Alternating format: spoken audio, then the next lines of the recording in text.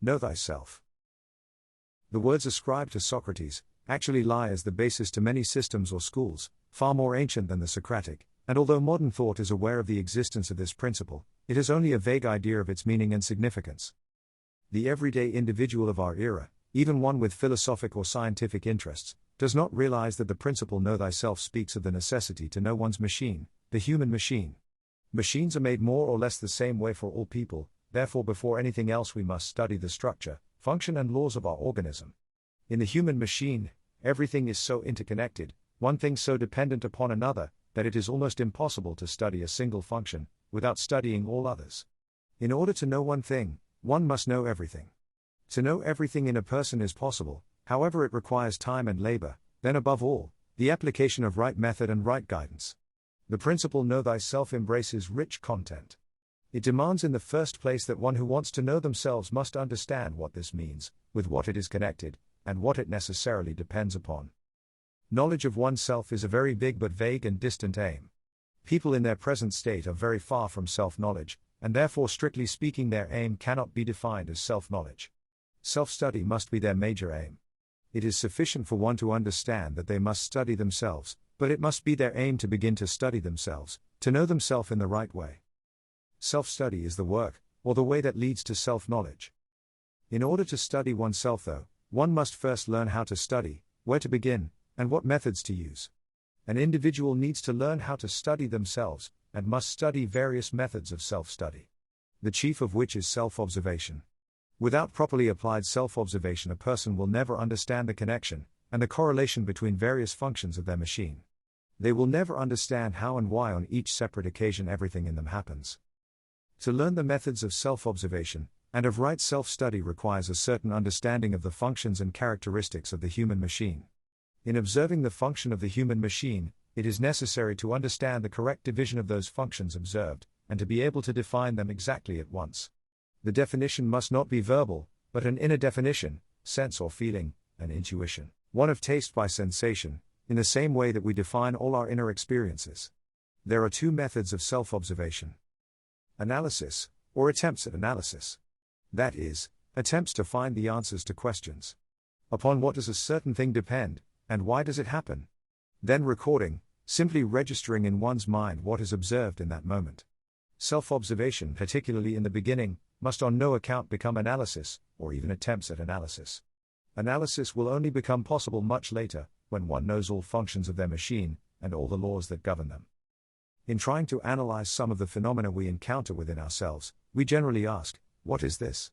Why does it happen in this way, and not in some other way? Then begin to seek an answer to these questions, forgetting all about further observations. Becoming more and more engrossed in these questions, and losing the thread of self-observation, even forgetting about it altogether. The act of observation therefore stops. It is clear that only one thing can go on, either observation or attempts at analysis, but not both. Apart from this, attempts to analyze separate phenomena without knowledge of general laws are a complete waste of time. Before it is possible to analyze even the most elementary phenomena, one must accumulate sufficient quantity of material by means of recording.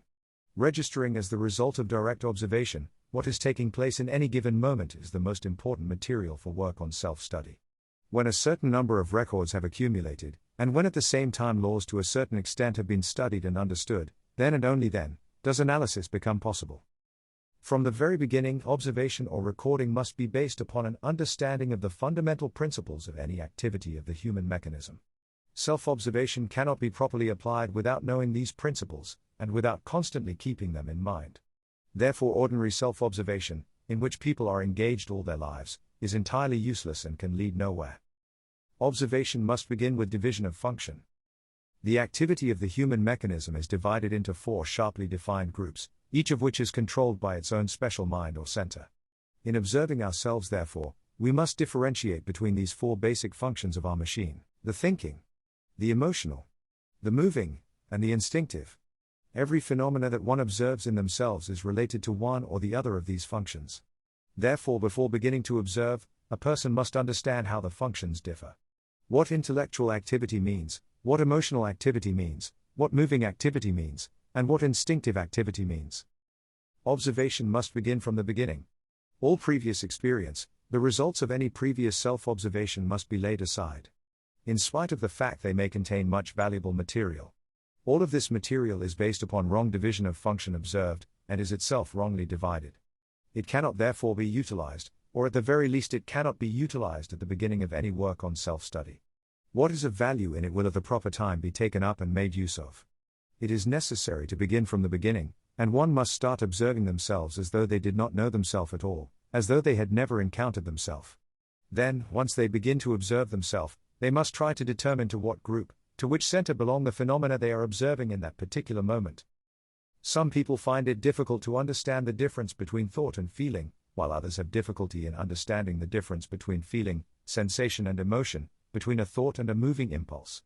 Speaking broadly, one might say that the thinking function works by means of comparison. That intellectual conclusions are generally the result of the comparison of two or more impressions. Sensation and emotion do not reason, and do not compare, they simply define a given impression by its aspect. By it being pleasant or unpleasant in one sense or another, by its color, taste and smell. Furthermore, sensations can be indifferent, neither warm nor cold, neither pleasant nor unpleasant, white paper, red pencil. In the sensation of white or red, there is nothing either pleasant or unpleasant, or at any rate there need not be anything pleasant or unpleasant connected with this or that color. The sensations of the so-called five senses, and others like the feeling of warmth or cold and so on, are instinctive.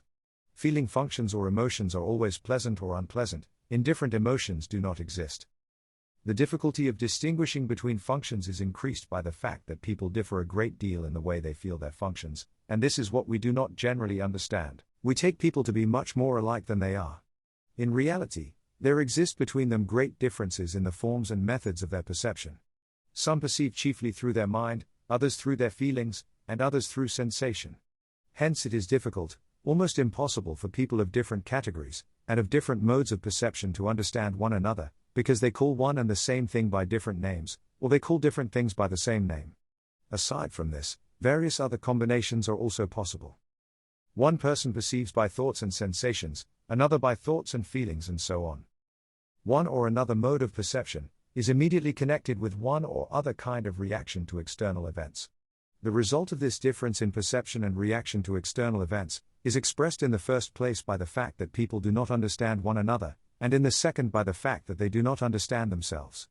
A person very often calls their thoughts or their intellectual perception their feelings, calls their feelings their thoughts, and their sensations their feelings. The latter is the most common. If two people perceive the same thing differently, let us say that one perceives it through feeling, and another through sensation, they might then argue all their lives, and never understand in what consists the difference of their attitude to a given object. Whereas in actual fact one simply sees one aspect of it, while the other sees a different aspect. In order to find a way of discriminating, we need to understand that every normal psychic function is a means or an instrument of knowledge. With the help of the mind we see one aspect of things and events, with the help of emotions another aspect, with the help of sensations a third aspect. The most complete knowledge of any given subject possible for us can only be obtained if we examine it simultaneously with our mind, feelings and sensations, three-dimensionally. Every person who is striving for right knowledge must aim at the possibility of attaining such perception. In ordinary conditions, people see the world through a crooked, uneven window, and even if they realize this, they cannot alter anything. This or that mode of perception depends upon the work of their organism as a whole. All functions are interconnected and counterbalance one another, all functions strive to keep one another in the state in which they are. Therefore, when a person begins self-study, they must understand that if they discover in themselves something that they dislike, they will not be able to change it. To study is one thing, and to change is another. However, study is the first step towards the possibility of change in the future, and in the beginning to study ourselves, we must understand that for a long time all of our work will consist purely of study alone. Change under ordinary conditions is impossible, because in wanting to change something, one wants to change this one thing only. However, everything in the machine is interconnected, and every function is inevitably counterbalanced by some other function, or by a whole series of other functions. Although we are not aware of the interconnectivity, or relationship between these various functions within ourselves, the machine is balanced in all its detail, at every given moment of its activity. If a person therefore observes within themselves something that they dislike, and begin making effort to alter it, they may succeed in obtaining a certain result. But together with this result, may inevitably obtain some other result they did not in the least expect or desire, and which they could not have suspected. By striving to destroy and annihilate everything that they dislike, by making efforts towards this end, they upset the balance of their machine. The mechanism then strives to re-establish balance, and does so by creating a new function that the person could not have foreseen. For example, one might observe they are very absent-minded, that they forget everything, lose everything and so on. This irritates them, and they begin to struggle with this habit, take courses or listen to self-help videos to improve their short-term memory, then if they are sufficiently methodical and determined, succeed after a time in attaining the desired result.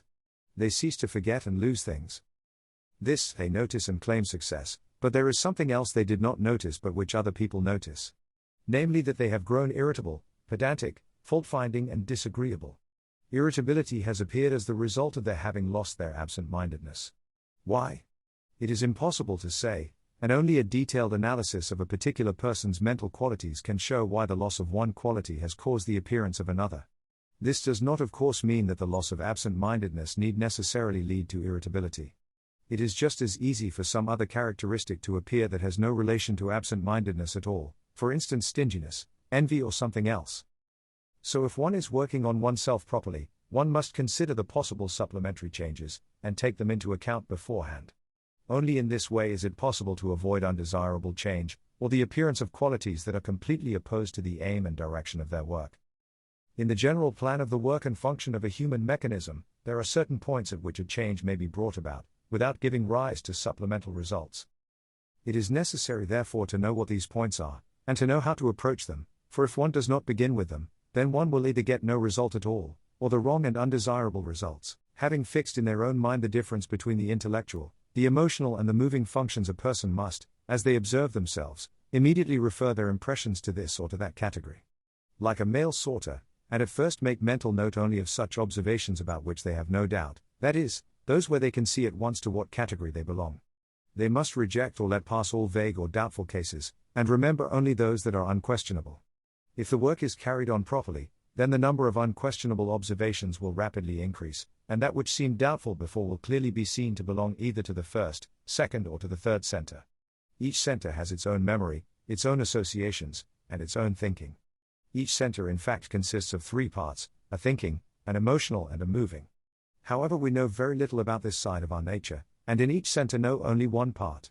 Self-observation will nevertheless quickly show that our mental life is far richer than we thought, or at the very least that it contains more possibilities than we at first imagined. At the same time, as we watch the work of centers, we will observe side by side with their right working, their incorrect function. That is, the working of one center for another. The attempts of the thinking center to feel, or pretend that it feels. The attempts of the emotional to think, or the attempts of the moving center to think and feel. As previously stated, one center working for another is useful in certain cases, for it preserves the continuity of mental activity. However, in becoming habitual, it becomes at the same time harmful, as it begins to interfere with right function, by enabling each center to shirk direct responsibility, neglecting what it ought to be doing, enjoying instead what it desires, cherry-picking in that particular moment. In a normal healthy person, each center does its own work, that is the work for which it is specifically structured, and which it can best perform. There are situations in life which the thinking center alone can deal with, and can find a way out of, where a cool level head is what is required. If however at this moment, the emotional center begins to work instead, it will make a muddle of everything, and the result of its interference will be unsatisfactory, may be detrimental to the life and safety of the individual.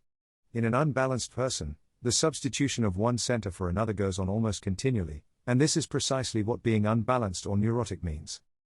Each center strives as it were to pass its work on to another, and at the same time it contrives to do the work of another center for which it is not suited. The emotional center working for the thinking center brings unnecessary nervousness, feverishness and haste into situations where on the contrary calm, judgment and deliberation are essential. The thinking center, working for the emotional center, brings deliberation into situations that require quick decisions, and makes a person incapable of distinguishing the peculiarities and the finer points of their situation. Thought is too slow, it works out a certain plan of action, and continues to follow it even though the circumstances have changed, and quite a different course of action is now necessary. In some cases the interference of the thinking center can give rise to entirely wrong reactions, because the thinking center is simply incapable of understanding the shades and distinctions of many events. Events that are quite different for the moving center, and for the emotional center appear to be alike to it. Its decisions are much too general, and do not correspond with the decisions that the emotional center would have made. This becomes clear when we imagine the interference of thought, that is of the theoretical mind, in the domain of feeling, of sensation or of movement. Like thinking about riding a bicycle. In all three cases the interference of the mind leads to wholly undesirable results. The mind cannot understand shades of feeling. We can understand this clearly if we imagine one person reasoning about the emotions of another. They are not feeling anything themselves, so the feelings of another do not exist for them. A full person does not understand a hungry one. But for the other, they have a very definite existence. The decision of the first, that is of the mind, can never satisfy them. In exactly the same way the mind cannot appreciate sensations, and for it they are dead. Nor is it capable of controlling movement. Instances of this kind are the easiest to find. Whatever work a person might be doing, it is enough for them to try to do each action deliberately, with their mind following every movement, and they will see that the quality of their work changes immediately. If they are typing, their fingers controlled by their moving center find the necessary letters themselves, but if they try instead to ask themselves before every letter, where is K? Where is the comma? How is this word spelled? They at once begin to make mistakes, or to write very slowly. If one drives a car with the help of the mind, then one can go only in the lowest gear like a learner. The mind cannot keep pace with all the movements necessary for developing a greater speed. To drive a Formula One racing car at full speed in a Grand Prix while steering and controlling the vehicle with the help of the mind, is absolutely impossible for an ordinary person. Moving center, on the other hand, working for thinking center, produces mechanical reading, or mechanical listening, as when a person reads or listens to nothing but words, and is utterly unconscious of what they are reading or hearing. This generally happens when attention, that is the direction of the thinking center's activity, is occupied with something else, like emotion, if the person is upset, and the moving center then tries to replace the absent thinking center. This easily becomes a habit, because the thinking center is generally distracted not by useful work, by thought or by contemplation, but simply by daydreaming, emotion or imagination.